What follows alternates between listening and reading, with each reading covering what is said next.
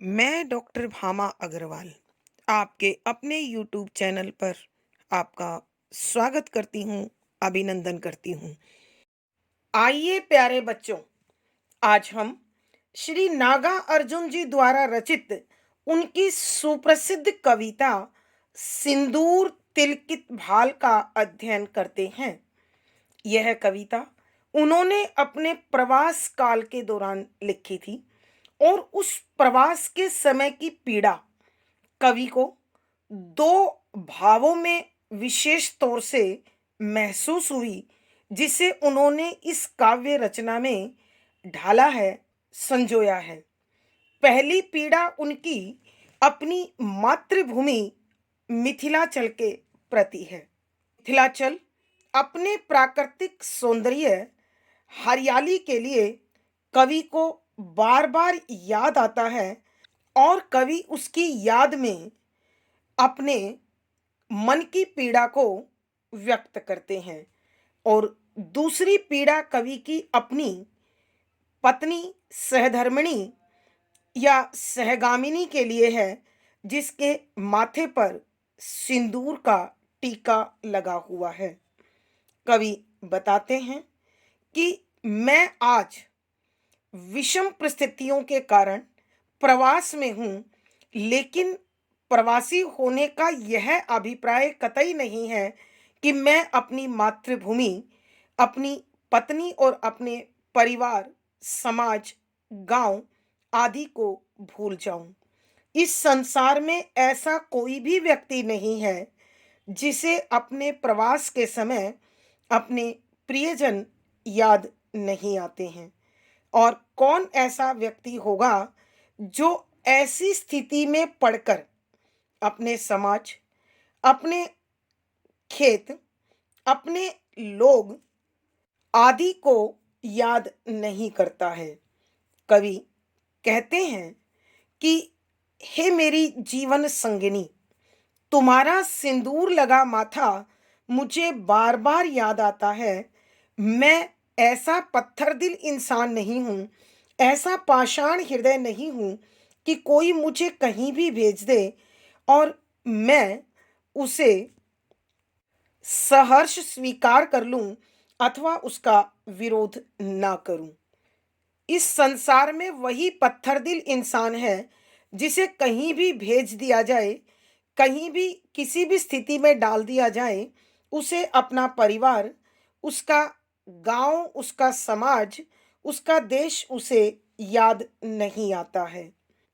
जो सामान्य और भावुक प्राणी है, वो हमेशा अपनों के पास जाने के लिए बेचैन रहता है और यदि परिस्थितिवश उसे कहीं बाहर भी रहना पड़ता है, तो प्रतिपल उसे उनकी याद सताती रहती है।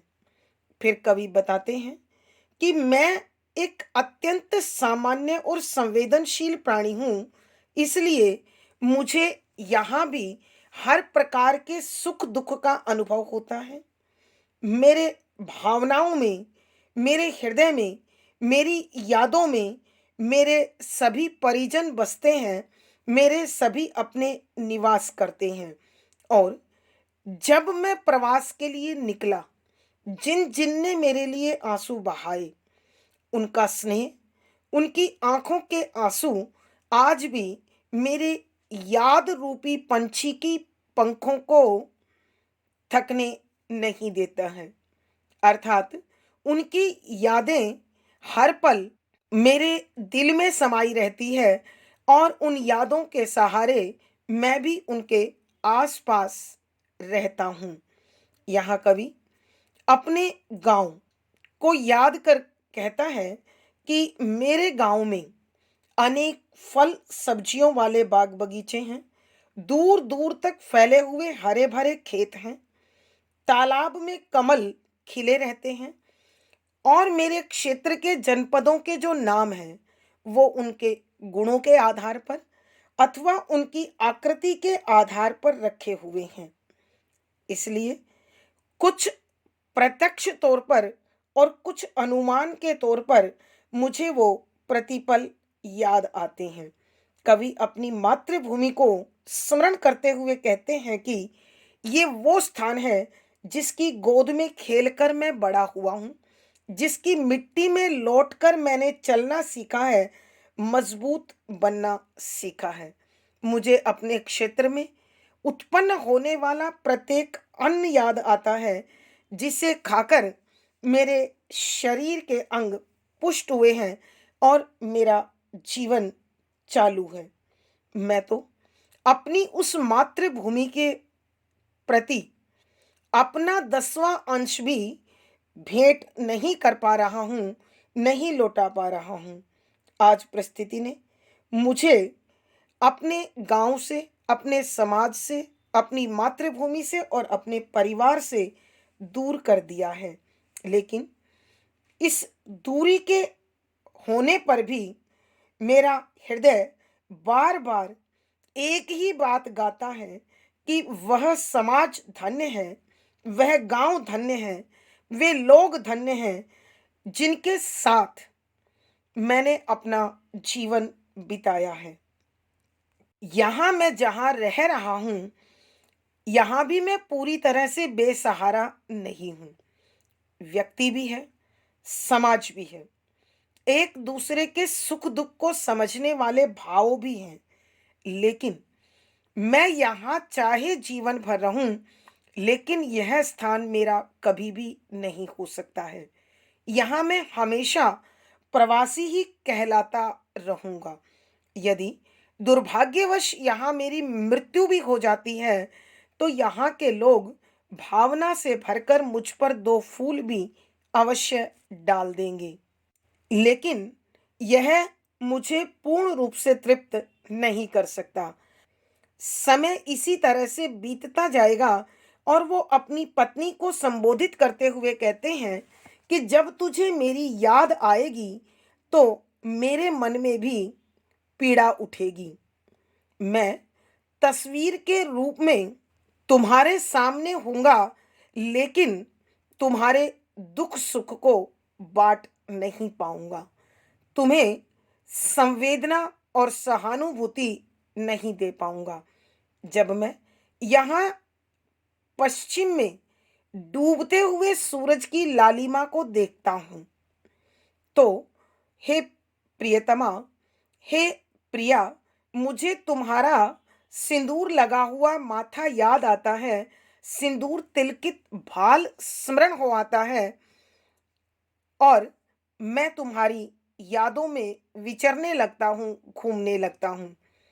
अंत में कवि अपने प्रवास काल के समय होने वाली सभी पीड़ाओं का बड़ा ही मार्मिक चित्रण करते हैं। आइए हम कवि की इसी प्रकार की अनुभूतियों का अब अध्ययन आरंभ करते हैं। पद संख्या 1। घोर निर्जन में प्रस्थिति ने दिया है डाल, याद आता तुम्हारा सिंदूर तिलकित भाल। कौन है वह व्यक्ति जिसको चाहिए न समाज, कौन है वह एक जिसको नहीं पड़ता दूसरे से काज। चाहिए किसको नहीं सहयोग, चाहिए किसको नहीं सहवास। कौन चाहेगा कि उसका शून्य से टकराए यह उच्छ्वास। प्रसंग। प्रस्तुत पद हमारी हिंदी की पाठ्य पुस्तक समकालीन हिंदी कविता में संकलित श्री नागा अर्जुन जी द्वारा रचित कविता सिंदूर तिलकित भाल से लिया गया है। संदर्भ। यहाँ कविवर अपने प्रवास काल के दौरान अपनी मातृभूमि और अपनी जीवन संगिनी के वियोग के जो भाव, जो यादें उनके हृदय में हैं, उसे इस कविता के रूप में रचते हैं, संजोते हैं। यहाँ कवि बता रहे हैं कि इस प्रवास के कारण मैं अपनी मातृभूमि से और अपने परिवार से दूर हूँ, लेकिन ये सब मुझे हर पल याद आते हैं। मैं एक पल भी इन्हें भूल नहीं सकता हूँ। और मेरा यह न भूल पाना ही मुझे मानव सिद्ध करता है, भावुक बनाता है, संवेदनशील बनाता है। और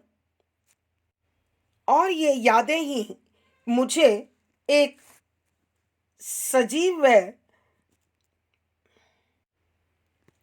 और इन यादों के सहारे ही मैं अपने इस प्रवास के समय को बिता पा रहा हूँ। कवि अपने मन के भावों को इसी प्रकार व्यक्त करते हुए लिखते हैं कि व्याख्या शब्दों के अर्थ साथ साथ घोर, भयंकर, मुश्किल, निर्जन, निर्जमाजन, निजमाजन अर्थात एकांत, में परिस्थिति, हालात ने दिया है डाल कि मुझे इस स्थिति में पहुंचा दिया है। याद आता कि स्मरण हो रहा है तुम्हारा है जीवन संगिनी, सिंदूर तिलकित भाल कि सिंदूर लगा हुआ तुम्हारा माथा मुझे याद आता है। कौन है वह व्यक्ति जिसको चाहिए न समाज कि इस संसार में ऐसा कौन सा व्यक्ति है जिसे अपनों की आवश्यकता अथवा मनुष्यों की जरूरत नहीं पड़ती। कौन है वह जिसको नहीं पड़ता दूसरे से काज कि संसार में ऐसा कौन व्यक्ति है जिसे अन्य लोगों के सहयोग, काज, काम, सहयोग की आवश्यकता नहीं पड़ती। चाहिए किसको नहीं सहयोग कि संसार में कौन बिना दूसरों की सहायता के अपना जीवन जी सकता है। चाहिए किसको नहीं सहवास, सहवास अर्थात साथ रहना कि अपने परिजनों के साथ रहना किसे पसंद नहीं है। कौन चाहेगा कि उसका शून्य से टकराए यह उच्छ्वास कि संसार में कौन व्यक्ति ऐसा पत्थर दिल है, ऐसा कठोर हृदय है कि उसकी वियोग में तड़फती हुई लंबी सांसें आकाश से जाकर टकराए। शून्य अर्थात आकाश या एकांत या सन्नाटा में टकराए, टकराए, घूमे। यह इस प्रकार का उच्छ्वास, वियोग से उत्पन्न लंबी सांसें, पीड़ा से भरी हुई सांसें। यहाँ कवि नागार्जुन जी अपने प्रवास कालीन स्थितियों का वर्णन अत्यंत भावुकता से, मार्मिकता से करते हुए कहते हैं कि घोर निर्जन में परिस्थिति ने दिया है डाल कि मुझे हालात ने यहाँ प्रवास में भेज दिया है, मुझे अकेला कर दिया है। मैं अपने परिजनों से और अपनी मातृभूमि से दूर हूँ। याद आता तुम्हारा सिंदूर तिलकित भाल कि में यहाँ अकेले में अपनी प्रिया के उस सिंदूर लगे माथे को बार बार याद करता हूँ, या मुझे अपनी पत्नी का स्मरण हो आता है। कौन है वह व्यक्ति जिसको चाहिए न समाज। इस संसार में भला ऐसा कौन सा मनुष्य है जिसे समाज की आवश्यकता नहीं पड़ती। अर्थात कवि के कहने का भाव यह है कि मनुष्य अपने सुख दुख को बांटने के लिए, अपने जीवन की आवश्यकताओं की पूर्ति के लिए अन्य लोगों के सहयोग की अपेक्षा रखता है, उसे जरूरत होती है। कौन है वह एक जिसको नहीं पड़ता दूसरे से काज कि संसार में ऐसा कौन व्यक्ति है जिसे किसी अन्य व्यक्ति के सहयोग की जरूरत नहीं होती है। अर्थात कवि के कहने का भाव यह है कि इस संसार में निवास करने वाले प्रत्येक व्यक्ति को अपने साथियों की, परिजनों की, सामाजिक प्राणियों की आवश्यकता होती है ताकि उसका जीवन सहर्ष, खुशी खुशी, सुख दुख एक दूसरे के साथ बांटते हुए बीत जाए। चाहिए किसको नहीं सहयोग कि मुझे बताइए इस संसार में ऐसा कौन व्यक्ति है जिसे किसी की मदद की जरूरत नहीं पड़ती है। चाहिए किसको नहीं सहवास, कि संसार में कोई व्यक्ति ऐसा नहीं है जो किसी के साथ ना रहना चाहता हो, अर्थात अकेला रहना उसे प्रिय हो। मनुष्य अकेला इसलिए नहीं रहना चाहता, कौन चाहेगा कि उसका शून्य से टकराए यह उच्छ्वास, कि इस संसार में कौन ऐसा व्यक्ति होगा जो अपनी वियोग जन्य पीड़ा, बिछुड़ने के दर्द में उठने वाली लंबी सांसों को सन्नाटे में अथवा आकाश से टकराते हुए सहन कर पाएगा, अर्थात कोई नहीं। आइए बच्चों, हम एक बार फिर इस पद की व्याख्या करते हैं।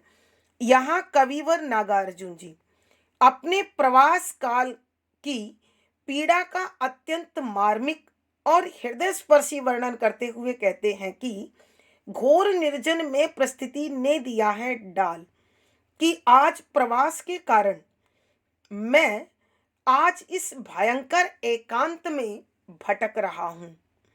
अर्थात कवि के कहने का भाव यह है कि आज परिस्थितियों के कारण मुझे अपने परिजनों से, अपने समाज से, अपने गांव से, अपनी मातृभूमि से दूर रहना पड़ रहा है। याद आता तुम्हारा सिंदूर तिलकित भाल, कि हे प्रिय, इस समय मुझे तुम्हारा सिंदूर लगा हुआ माथा बार बार स्मरण होता है।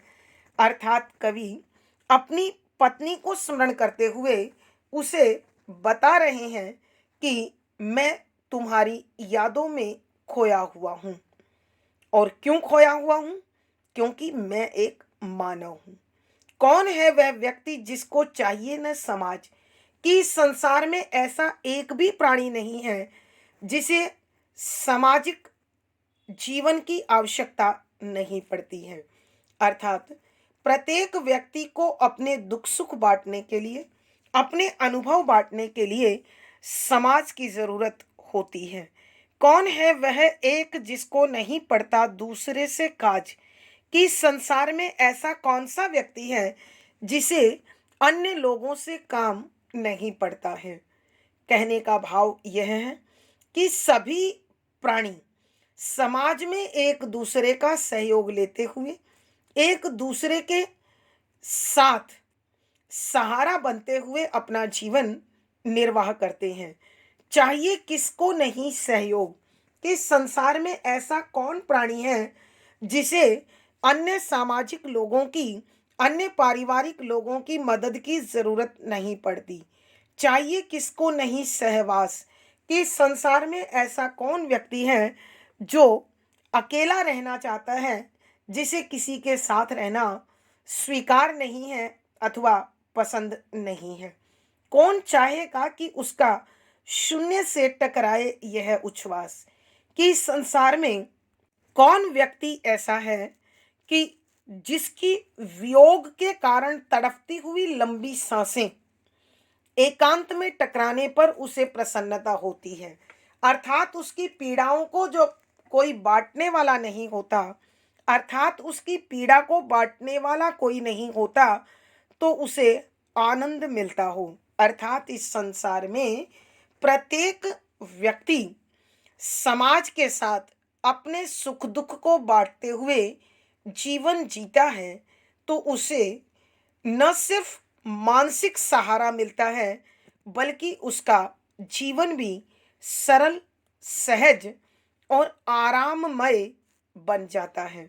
भावार्थ, कवि के कहने का भाव यह है कि मनुष्य एक सामाजिक प्राणी है और अपने जीवन की आवश्यकताओं की पूर्ति के लिए उसे समाज की और अपने प्रियजनों की आवश्यकता पड़ती है।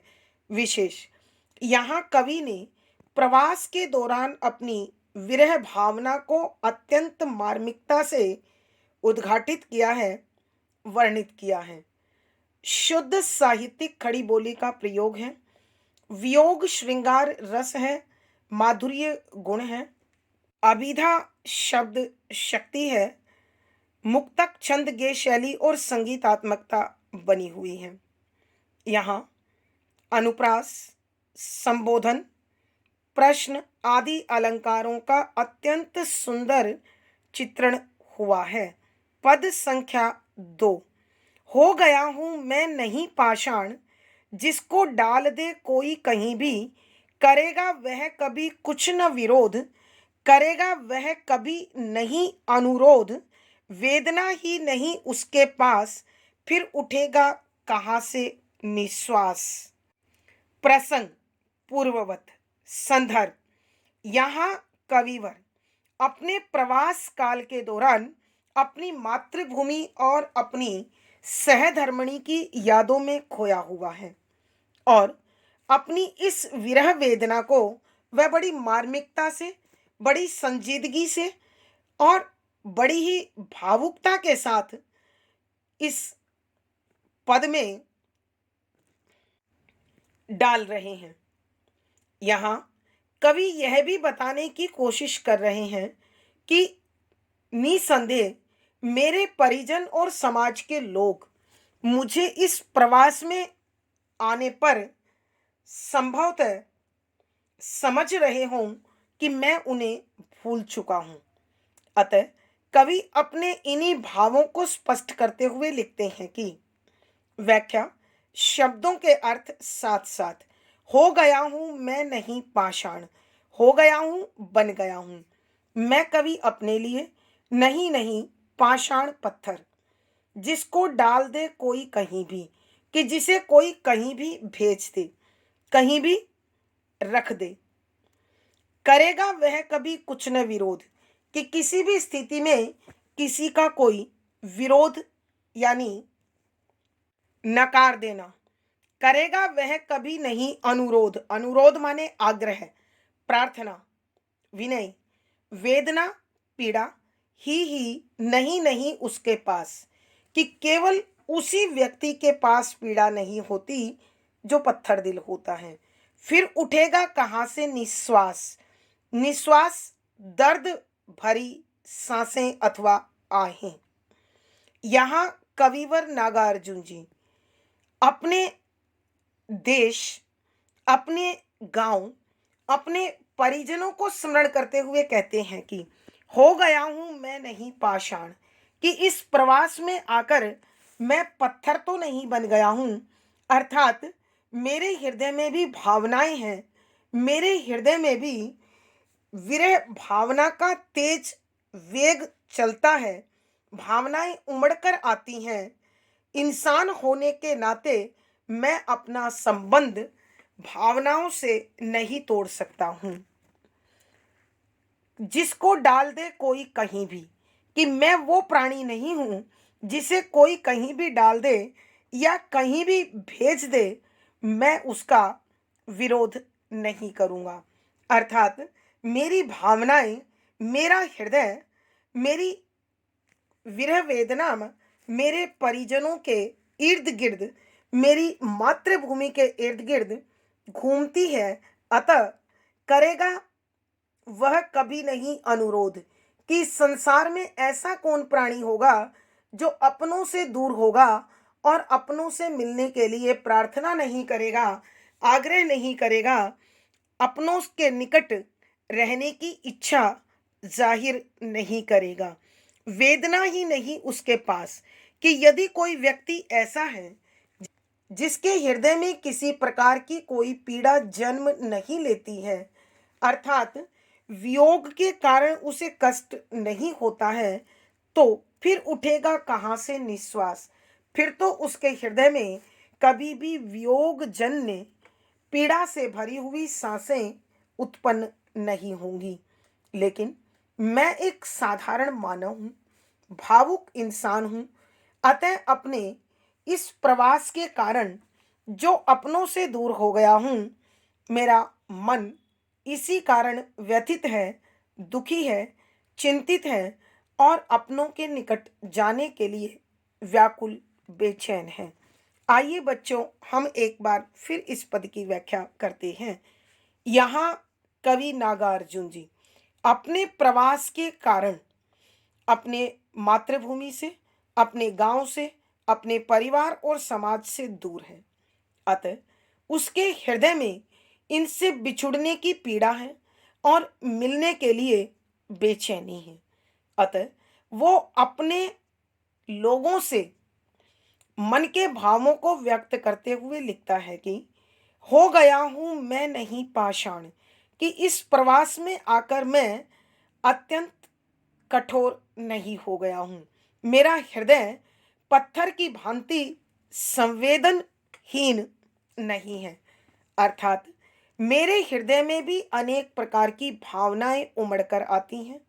मेरे परिजन, मेरा समाज, मेरा गांव, मेरी मातृभूमि, वहाँ के हरे भरे खेत, सब मुझे पल पल स्मरण हो आते हैं। जिसको डाल दे कोई कहीं भी, कि मैं इतना कठोर, इतना पत्थर दिल इंसान नहीं बना हूं कि इस संसार में कोई भी उसे कहीं भी डाल दे, उसकी भावनाएं उमड़ेंगी नहीं, बेचैनी नहीं होंगी। करेगा वह कभी कुछ न विरोध, कि इस संसार में मैं ऐसा प्राणी नहीं हूं कि जिसे कहीं भी भेज दिया जाए और वह उसका विरोध न करे। मैं भावुक इंसान हूं।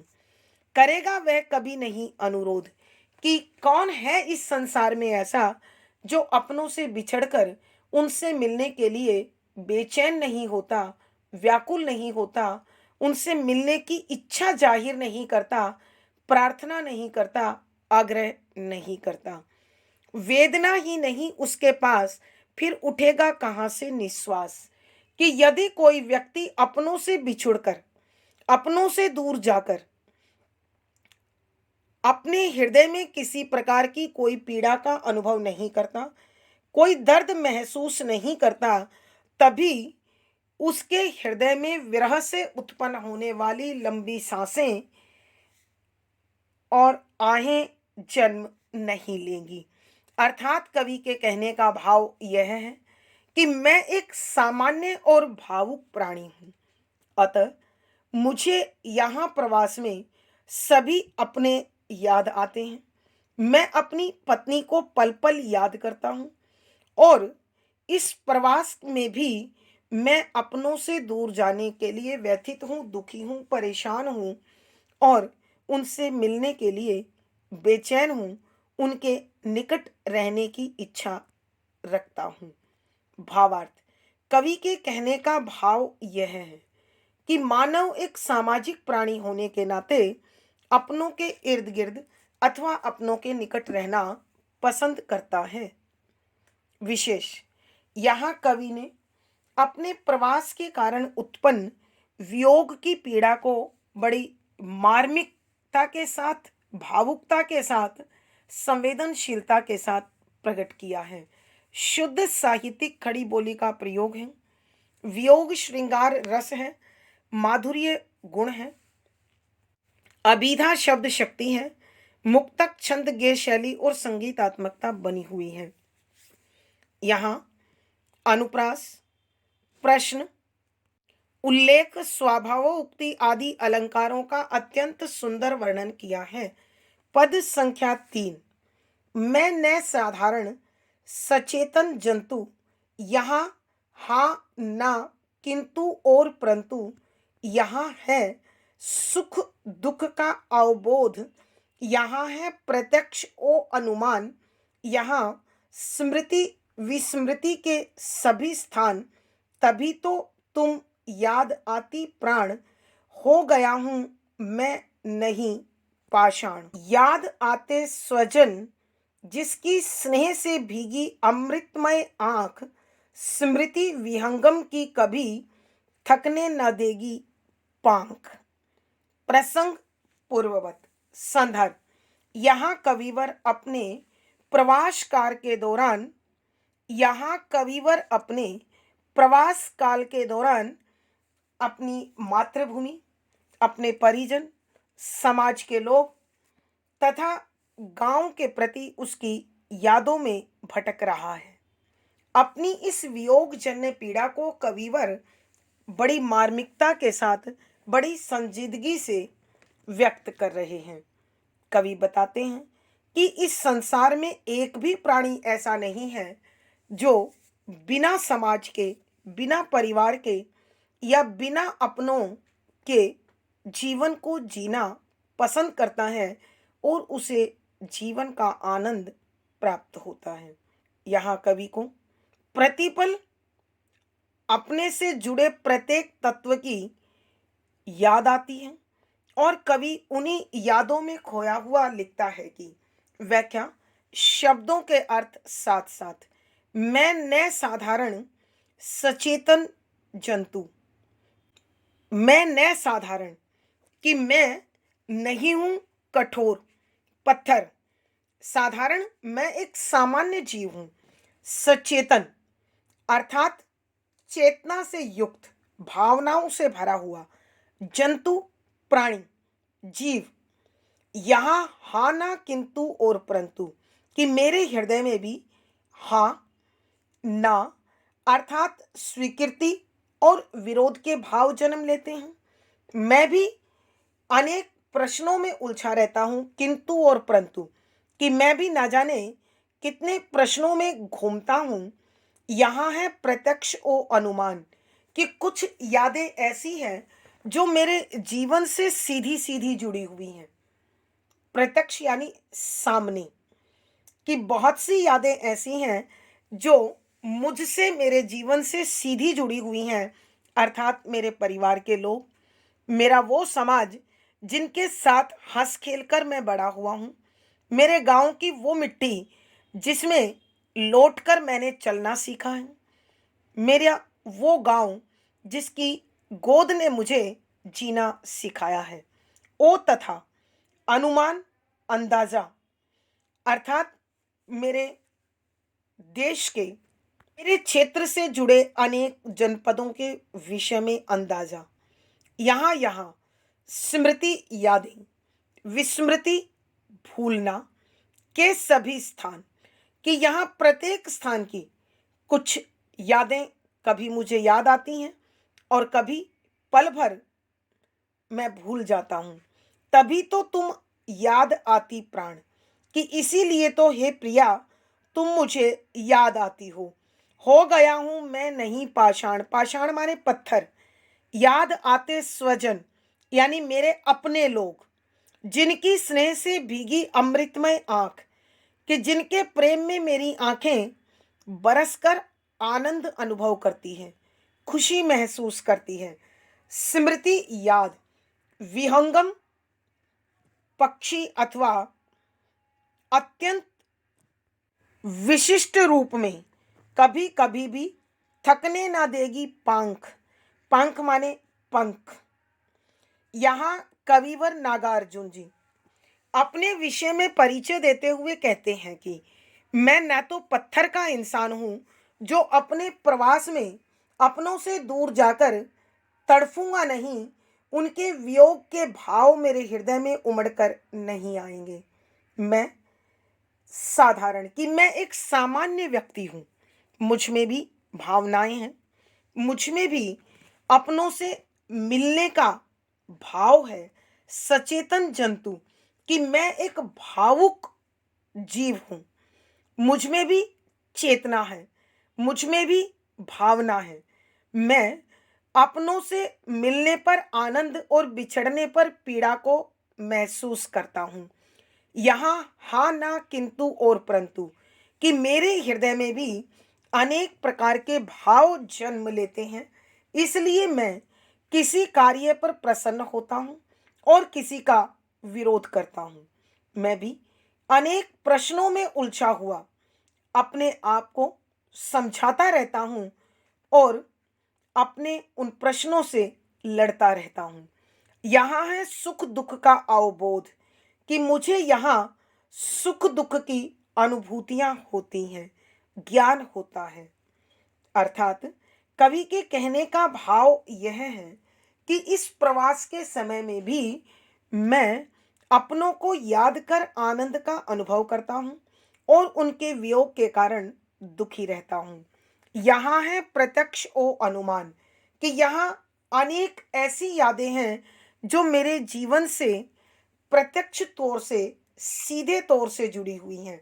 अर्थात मेरा घर, मेरा परिवार, मेरा समाज, मेरी पत्नी, मेरा गांव, मेरे खेत आदि, ओ अनुमान और अपने जनपद से जुड़े अनेक ऐसे स्थानों के विषय में जो मैंने कभी उनसे सीधा जुड़ाव तो नहीं किया, लेकिन उनके विषय में बहुत सुना है। और सुनकर जो मुझे अनुभूति हुई, आज वो सब मुझे स्मरण हो रहे हैं। यहाँ स्मृति विस्मृति के सभी स्थान कि मेरे जीवन में भी अनेक बातें याद आती हैं और मैं बहुत कुछ भूलना चाहता हूँ।